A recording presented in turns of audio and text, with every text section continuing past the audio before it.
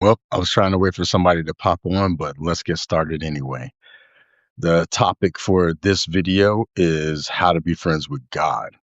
And actually, this video is thanks to my wife, with whom I was having a conversation about my previous video about parents and how we have to let our parents off the hook and learn from their mistakes and become the people that we wish our parents were. And then we pass that on to our kids and going on and on ad infinitum. And as we were talking, at some point, she brought up religion.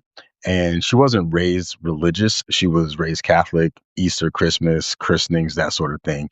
And she, on her own, got into different types of spirituality, always still had an affinity for Jesus adjacent faith, as well as a faith toward kind of like a divine feminine kind of thing going on. And it didn't match with the way I was raised, but at the same time, our commitment to our spirituality kind of brought us into closer relational proximity.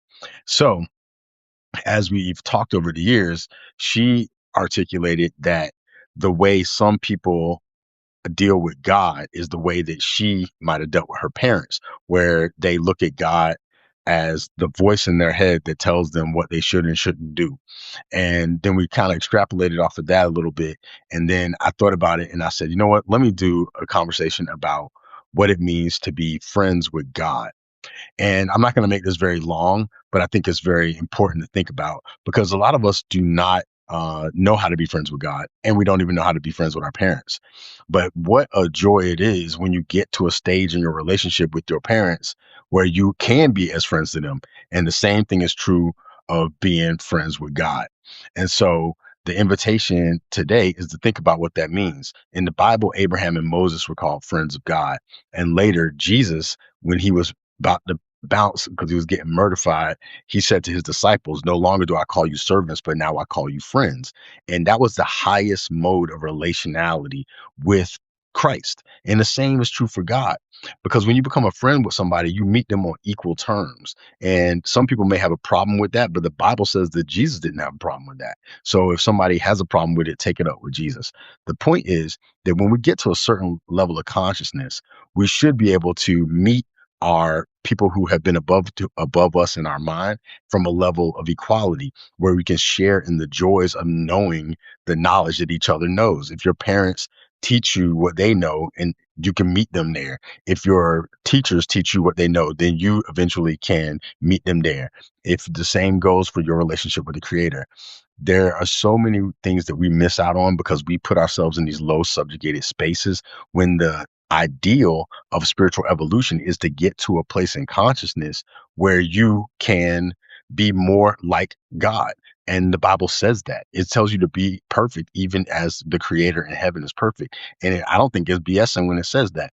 There's a level, perfect is as a word for maturity. So there's a level of maturity that you can get to where you can approach the creator the same way you would a friend. And that's how I've been rolling with the creator for a long time. You tell the friend, you don't hide from the friend, you receive from the friend. It's this open dialogue that you mutually learn and grow from because God learns from us just as we learn from God. And some people don't like that notion, but if there's any freedom in us, then there must be things that we can withhold. But when we divulge those things that we withhold to our friend, then our friend learns and benefits from that, just like I think God does the same.